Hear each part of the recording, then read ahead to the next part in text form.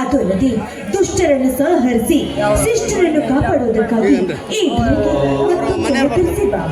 ನಿನಗೆ ನನ್ನ ಕೋಟಿ ಕೋಟಿ ನಮಸ್ಕಾರ.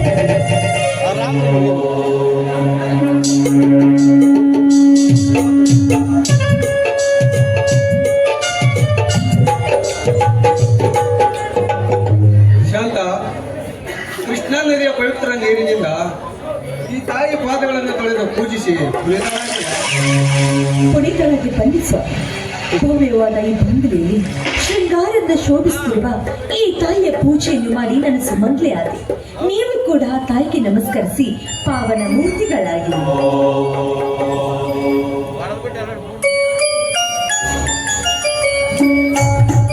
ಅಮ್ಮ, ಮನದ ಹೆಸರಲ್ಲಿ ಕಂಗೊಳಿಸುತ್ತಿರುವ ತಾರಣಿ ಬನಸಿದ್ದರೆ ಸದಾ ಸತ್ಯ ಧರ್ಮದ ಹಾದಿಯಲ್ಲಿ ನಡೆಯುವ ನನ್ನ ಅಂತರಾಳದ ಮರ್ಮವನ್ನು ನೀನು ಅರಿಸಿದೆಯಾ?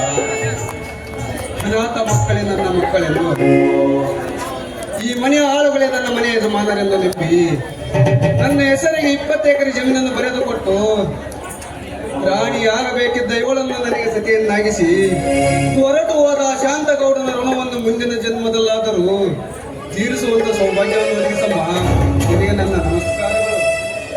ಸ್ವಾಮಿ, ಸಕಲ ಸೌಭಾಗ್ಯವು ಇರುವ ನಾನು ಶ್ರೀಮಂತನ ಮಗಳಾದ್ರೂ ಕೂಡ ನಿಮ್ಮ ಮಡದಿಯಾಗಿ ಬಂದಿರುವ ಪತಿ ಭಕ್ತಿ ಅಂದ್ರೆ ನನಗೆ ತುಂಬಾನೇ ಇಷ್ಟ.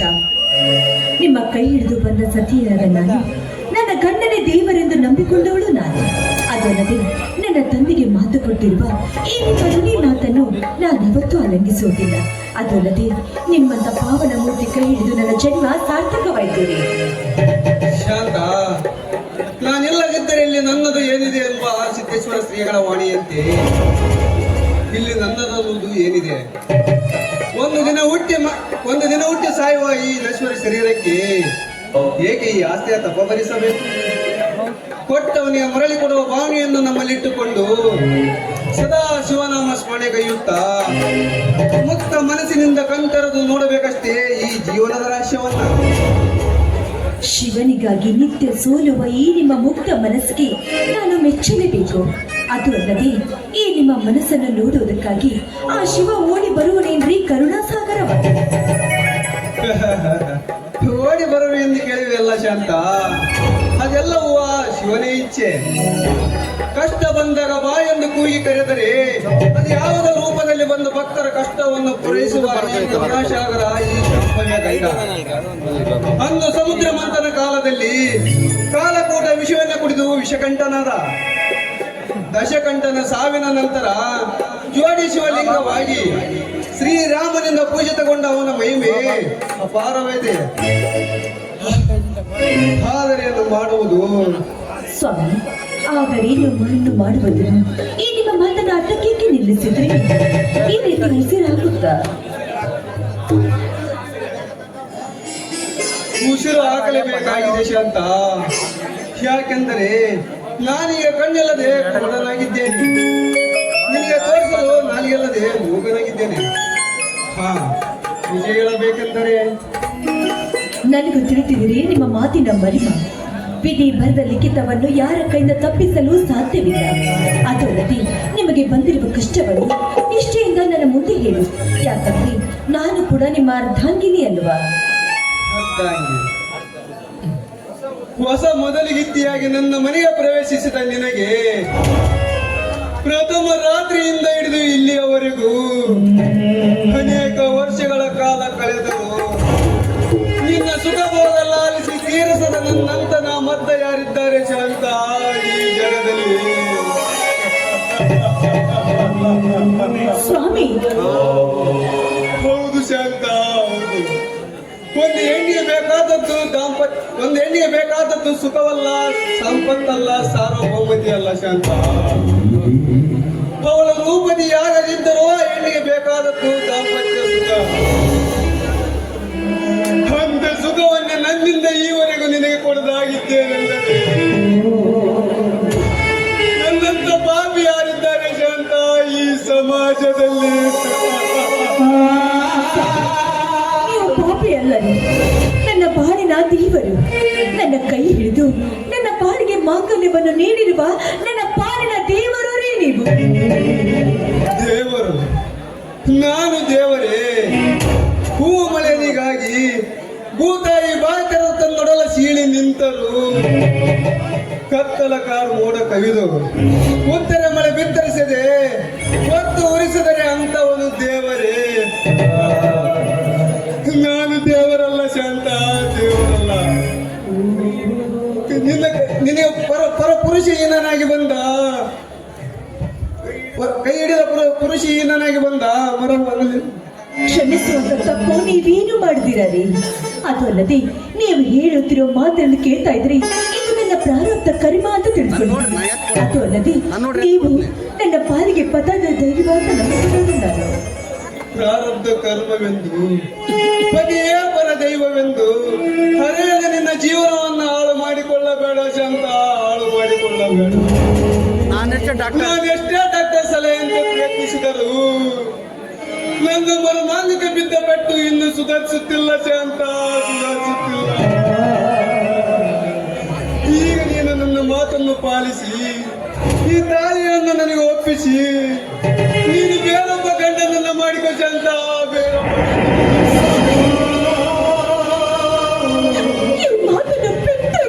ನೀವು ಇನ್ನೊಂದು ಸಾರಿ ನಿಮ್ಮ ಬಾಯಿನಿಂದ ಶಬ್ದಗಳು ಬಂದಿದೆ ನಿಜವಾದ್ರೆ ನಿಮಗೆ ನನ್ನ ಮೇಲೆ ಆಣೆ ಆಗಿದೆ. ಈ ಮಾತನ್ನು ಕೇಳಿ ಹೋದ್ರೆ ನಿಮಗೆ ನನ್ನ ಹೆತ್ತವರ ಮೇಲೆ ಆಣೆ ಆಗಿದೆ. ಶಾಂತ, ಶಾಂತ. ಹೌದು ರೀ, ಹಿಂದೆ ಆ ದುಷ್ಟ ಸಿದ್ದೇಗೌಡ ಮಾಡಿರುವ ಕಾರ್ಯಗಳು ನೆನೆಸ್ಕೊಂಡು ಹೊಟ್ಟೆ ಉರಿತಾ ಇದೆ. ಅದು ಅಲ್ಲದೆ ನನ್ನ ಹೆತ್ತ ತಂದೆ ತಾಯಿಗಳು ಮಾನ ಮರ್ಯಾದೆ ಮುಖ್ಯ ಅಂತ ಈ ಸಮಾಜದಲ್ಲಿ ಬಾಳಿದವರು. ಹೆಣ್ಣಿಗೆ ಶೀಲವೇ ಶೃಂಗಾರ. ಅದಕ್ಕೆಲ್ಲ ಹೆದರಿ ನನ್ನ ತಂದೆ ತಾಯಿಗಳು ಆ ಕಾಮುಕನ ಸಲುವಾಗಿ ಸತ್ತು ಹೋದರು. ಸತ್ತು ಹೋದ ನನ್ನ ತಂದೆ ತಾಯಿಗಳಿಗೆ ಮಗನಾಗಿ ಶವಕ್ಕೆ ನೀವೇ ಚಿತೆ ಇಟ್ಟಿದ್ದೀರಾ. ಅಂದಾಗ ನನ್ನ ತಂದೆಗೆ ನೀವು ಮಾತು ಕೊಟ್ಟು ಈಗ ಮಾತನ್ನು ಪ್ರಶ್ನಿಸುವ ಈ ಅನುಗುಣವಾಗಿದ್ದೀರಾ ನೀವು? ಶಾಂತ, ನೀವು ವಚನ ಭ್ರಷ್ಟನಾಗ್ತೀರ ಸ್ವಾಮಿ. ಈ ನಿಮ್ಮ ಪುರುಷೋತ್ತಮವನ್ನು ಕಳೆದುಕೊಳ್ಳೋದಕ್ಕೆ ಕಾರಣ ಈ ಹೆಣ್ಣೆಂಬುದು ನನಗೂ ಕೂಡ ಚೆನ್ನಾಗಿ ಗೊತ್ತು. ಆದ್ರೆ ಆ ದುಷ್ಟ ಸಿದ್ದೇಗೌಡ ಮಾಡಿರುವ ಒಂದು ಕಾರ್ಯಗಳು ನನಗೂ ಕೂಡ ಇದುವರೆಗೂ ನೆನಪಿದೆ. ಈ ನಿಮ್ಮ ಕಾರ್ಯಕ್ಕೆ, ಈ ನಿಮ್ಮ ಗಂಡಸ್ತನವನ್ನು ಕಳೆದುಕೊಳ್ಳೋದಕ್ಕಾಗಿ ಎಲ್ಲದಕ್ಕೂ ಕಾರಣ ಅವನೇ. ಜೀವನ ಪೂರ್ತಿ ಈ ರೀತಿ ಕೊರಗಿ ಕಣ್ಣೀರು ಹಾಕೋದಕ್ಕೆ ಎಲ್ಲ ಕಾರಣಭೂತ ಈ ಹೆಣ್ಣೆಂಬುದು ನನಗೂ ಕೂಡ ಚೆನ್ನಾಗಿ ಅರ್ಥವಾಗಿದೆ. ಹಾಗಾಗಿ ಸಾಹುಕಾರನ ಸಂಪತ್ತಿಗೆ ಈ ರೀತಿ ಆಪತ್ತು ಬರ್ತದೆ ಅಂತ ನಾನು ತಿಳಿದಿರಲಿಲ್ಲ. ಅಳಬೇಡ ಶಾಂತ, ಅಳಬೇಡ. ಹೌದು ರೀ, ನನ್ನ ಸಲುವಾಗಿ, ನನ್ನ ಹೆತ್ತವರ ಸಲುವಾಗಿ ಜೀವನ ಉದ್ದಕ್ಕೂ ನೀವು ನರಕವನ್ನು ಅನುಭವಿಸ್ತಾ ಇದ್ದೀರ.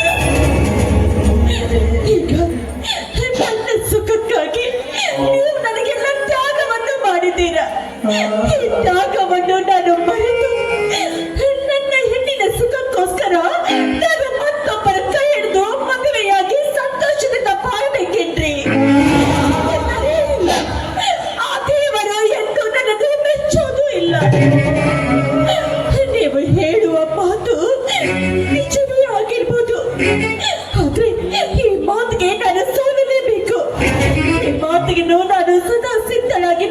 ಸುತ್ತಲೂ ಯಾವಾಗ್ಲೂ ಇರ್ತಿದ್ರಿ. ಏನು ನಿಮ್ಮ ಪಾದ ಸಾಕ್ಷಿ ಅಂತ ಕಠೋರವಾದ ಮಾತನ್ನಾಡುತ್ತಿರುವೆ ಶಾಂತ. ಈ ಕಾಲ ಕಲಿಕೆಯ ಕಾಲ, ತಿರುವು ಮುರುವಿನ ಕಾಲ, ಮಾತು ಮರೆತು ಹೋಗುವ ಕಾಲ. ತನ್ನ ಮಗಳನ್ನೇ ಮೋಹಕ ರೂಪದಲ್ಲಿ ನೋಡುವ ಈ ಕಾಲದಲ್ಲಿ ಅದು ನಿನ್ನಿಂದ ಸಾಧ್ಯವೇ? ಸಾಧ್ಯವಾಗದನ್ನು ಸಾಧಿಸಿ ತೋರಿಸುವುದು ಹೆಣ್ಣಿನ ಧರ್ಮನೇ. ಎಂತ ಕಷ್ಟಗಳು ಬಂದ್ರೂ ನಾನು ಎದೆ ಕೊಟ್ಟು ನಿಲ್ತೀನಿ ಅಂತ ಆ ಬಸವೇಶ್ವರರ ಸಾಕ್ಷಿಯಾಗಿ ಹೇಳ್ತಾ ಇದ್ದೀನಿ. ಅಷ್ಟೇ ಅಲ್ಲ, ಆ ಮಾರುತೇಶ್ವರರ ಸಾಕ್ಷಿಯಾಗಿ ಶಿವ ಪಾರ್ವತಿಯ ಸಾಕ್ಷಿಯಾಗಿಯೂ ಹೇಳ್ತಾ ಇದ್ದೀನಿ. ನನ್ನ ಮಾತನ್ನು ನಂಬಬೇಕು ನೀವು. ಹಾಗಾದರೆ ನನ್ನ ಮಾನಸಿಕ ಪುರುಷತ್ವ ಸುಧಾರಿಸುವವರೆಗೂ ಈ ವಿಷಯ ನಮ್ಮಿಬ್ಬರ ಹೊರತು ಬೇರೆ ಯಾರಿಗೂ ಗೊತ್ತಾಗಬಹುದು. ಯಾಕೆಂದರೆ ಪರಸ್ತ್ರೀಯರನ್ನು ತಮ್ಮ ಕಾಮ ದೃಷ್ಟಿಯಲ್ಲಿ ವೀಕ್ಷಿಸುವ ಈ ಅಸುರರ ಕಾಲದಲ್ಲಿ ಈ ನಿನ್ನ ಶೃಂಗಾರವಾದ ಶೀಲಕ್ಕೆ ಬಂಗಾರದ ಬೆಲೆ ತರಬೇಕಾದ್ರೆ ಇದು ಸೂರ್ಯ ಸೌಭಾಗ್ಯದ ಕಣಿಯಾಗಿ ಅವರ ಮಂಗಲ್ಯದ ಸುಮಂಗಲಿಯಾಗಿ ಬಾಳುವನೆಂದು ನನಗೆ ಮಾತು ಕೊಡು. ಸತ್ಯವಾದ ಮಾತನ್ನೇ ಕೇಳಿದ್ರಿ ನೀವು. ಅಂದು ಸತಿ ಸಾವಿತ್ರಿ ಯಮನಿಂದ ತನ್ನ ಗಂಡನ ಜೀವವನ್ನು ಪುನರ್ ಪಡೆದಳು. ಅದರಂತೆ ನಾನು ಕೂಡ ಈ ನನ್ನ ಗಂಡನ ಸಲುವಾಗಿ ಹೆಣ್ಣಿಗೆ ಯೋಗ್ಯವಾಗಿರುವ ವಸ್ತು ಅಂದ್ರೆ ಹೆಣ್ಣಿನ ಶೀಲ ಶೃಂಗಾರವೆಂದು ಈ ಮಾತನ್ನು ಸದಾ ನಾನು ನಡೆಸಿಕೊಡ್ತೀನಿ ಅಂತ ನಿಮ್ಮ ಪಾದ ಸಾಕ್ಷಿಯಾಗಿ ಮತ್ತೊಮ್ಮೆ ಹೇಳ್ತಾ ಇದ್ದೀನಿ. ಎದ್ದೇಳು ಶಾಂತ, ಎದ್ದೇಳು. ಮೆಚ್ಚಿದೆ ಈ ನಿನ್ನ ಪತಿಯ ಭಕ್ತಿಗೆ. ಈ ನಿನ್ನ ಅಮರವಾಣಿ ಈ ಸಮಾಜದ ಪ್ರತಿಯೊಬ್ಬ ಹೆಣ್ಣಿಗೂ ಎಚ್ಚರಿಕೆಯ ಗಂಟೆಯಾಗಲಿ. ಎಲ್ಲಿ ಸ್ವಲ್ಪ ನಗು. ಈ ನಗುವಿನ ನೊಲಮೆಯಲ್ಲಿ ಈ ಒಲವಿನ ವರನೊಂದಿಗೆ ಆಡುವ ಒಂದು ಪ್ರೇಮ ಗೀತೆಯನ್ನು.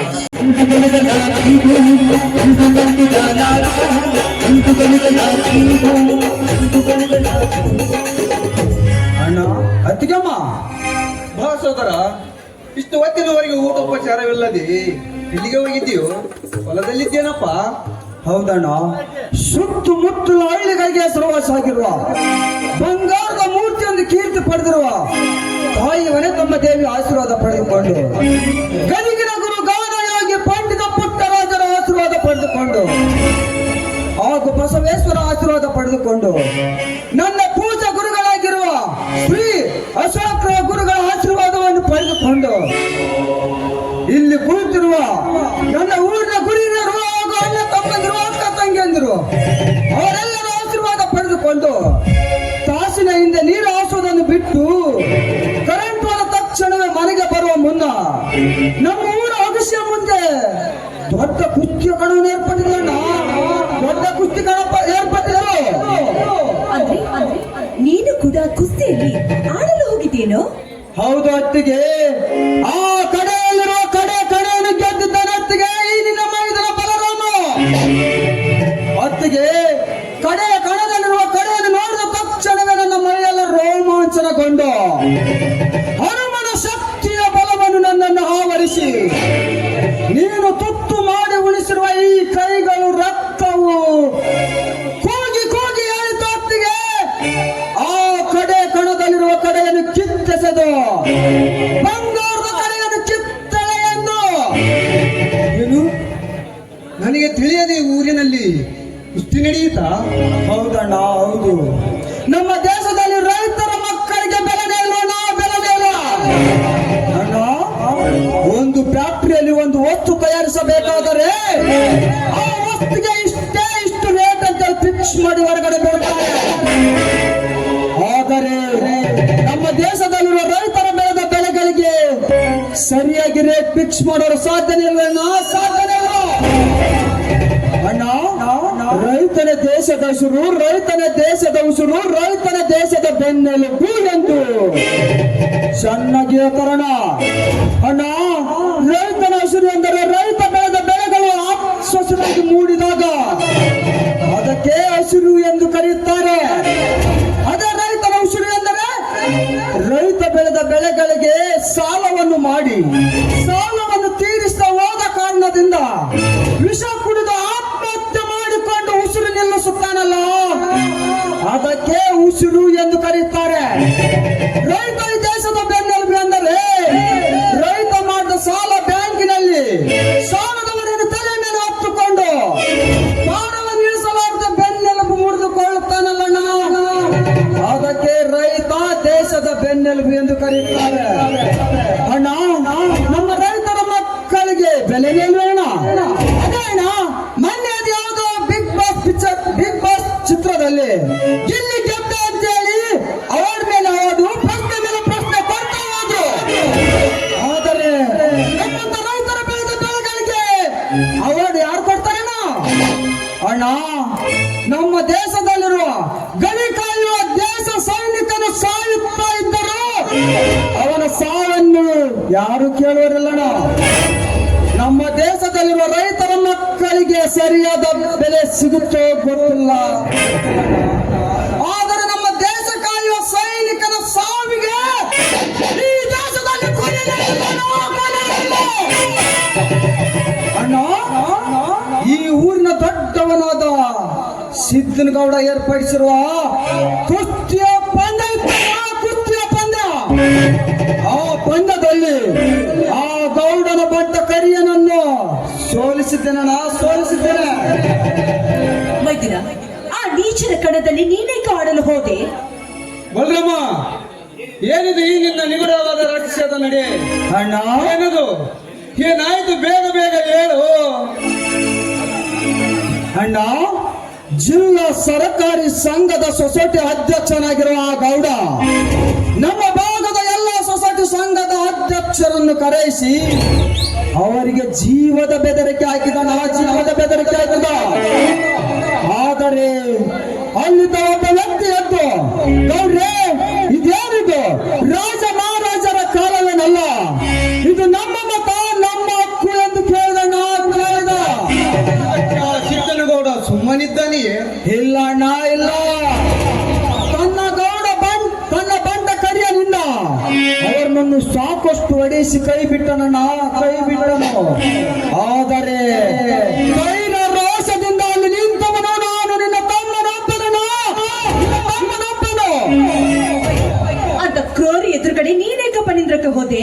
ಹತ್ತಿಗೆ ಅವನು ಕ್ರೂರಿ ಆದರೇನು, ಮಹಾರಾಜರ ಕೌರವ ದುರ್ಯೋಧನಾದರೇನು? ಆ ಗೌಡ ನನ್ನನ್ನು ನೋಡಿ ಮೀಸ ತಿರುವಿ ಏನಂದ ಗೊತ್ತಾಗ್ತಿಗೆ, ಏನಲ್ಲೇ ಹರಾಮ್ಕೋರ ರಾಮಲಿಂಗನ ತಮ್ಮ ರಣವಾಡಿ ನೀನು ನನ್ನ ಕರಿಯನ ಕೂಡ ಕುಸ್ತಿ ಆಡುತ್ತೇನೆಂದು ಬಂದಿರುವಲ್ಲ ಮಗನೇ. ನೀನು ನಿಮ್ಮಪ್ಪನ ರಕ್ತಕ್ಕೆ ಹುಟ್ಟಿದ ಗಂಡಸ ಹಾಕಿದ್ದೆ, ಬಂದು ನನ್ನ ಕರಿಯನ ಕೂಡ ಕುಸ್ತಿ ಆಡು ಎಂದ ಹೊತ್ತಿಗೆ ಆ ಕೆಟ್ಟ ಗೌಡ ತಂದೆಗೆ ಹುಟ್ಟಿದ ಗಂಡಸು ನಾನೆಂದು ಮೀಸೆ ತಿರುದು ಸೊಟ್ಟು ಹೊಡೆದು ನಿಲ್ಬೇಕಾಗಿತ್ತು ಅಣ್ಣ.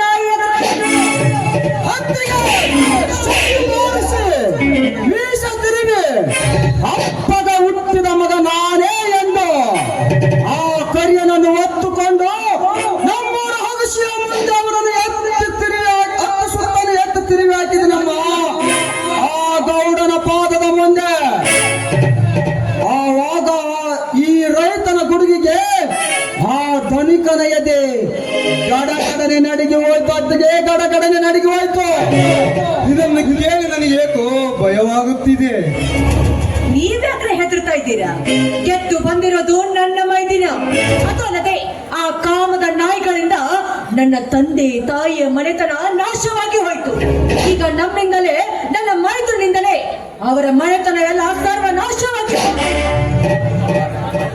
ಅಣ್ಣ, ಸುತ್ತಮುತ್ತಲಿನ ಹಳ್ಳಿಗಳಿಗೆ ಬೇಡಿದವರಿಗೆ ಕೈ ಎತ್ತಿ ಕೊಡುವ ಕೈ ಎಂದರೆ ಬಂಗಾರದ ಮೂರ್ತಿಯನ್ನು ಕೀರ್ತಿ ಪಡೆದಿರುವ ನಮ್ಮಣ್ಣ ವೆಂಕಟೇಶಣ್ಣ ಬಾರಿಕಾರ ಅವರಿಗೆ ನನ್ನ ಕೋಟಿ ಕೋಟಿ ನಮನ, ಕೋಟಿ ಕೋಟಿ ನಮನ. ಅಣ್ಣ, ಮಾಡಿದವರಿಗೆ ಮಾಡಿ ತೋರಿಸಬೇಕೆಂಬುವಂತೆ ಸುಭಾಷ್ ಚಂದ್ರ ಬೋಸ್ ಅವರ ಮಾತು ಮಾತಾಗಬೇಕಾದರೆ ಮಾಡು ಇಲ್ಲದ ಮಡಿಯಂತೆ ಗಾಂಧೀಜಿಯವರ ಮಾತು ಸತ್ಯವಾಗಬೇಕಾದರೆ ನಮ್ಮಂತ ಯುವ ಶಕ್ತಿಗಳು ಎದ್ದು ನಿಲ್ಲಲೇಬೇಕಣ್ಣ, ಎದ್ದು ನಿಲ್ಲಲೇಬೇಕು ಅಣ್ಣ. BOSS ಬಾ ನಮ್ಮ ಕೆ ಬಸವರಾಜ್ ಇಟ್ನೂರ್ ಬಾಸ್ ಅವರು ಹುಲಿಗಳನ್ನು ಸಾಕಿದ್ದಣ್ಣ, ಹುಲಿ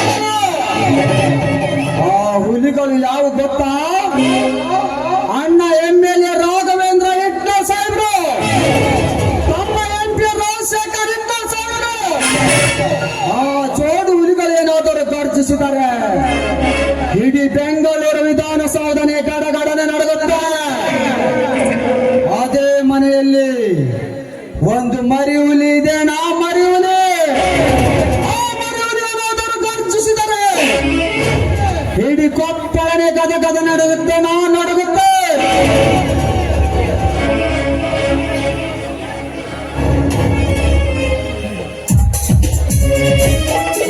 ಹೌದಣ್ಣ, ಹೌದು.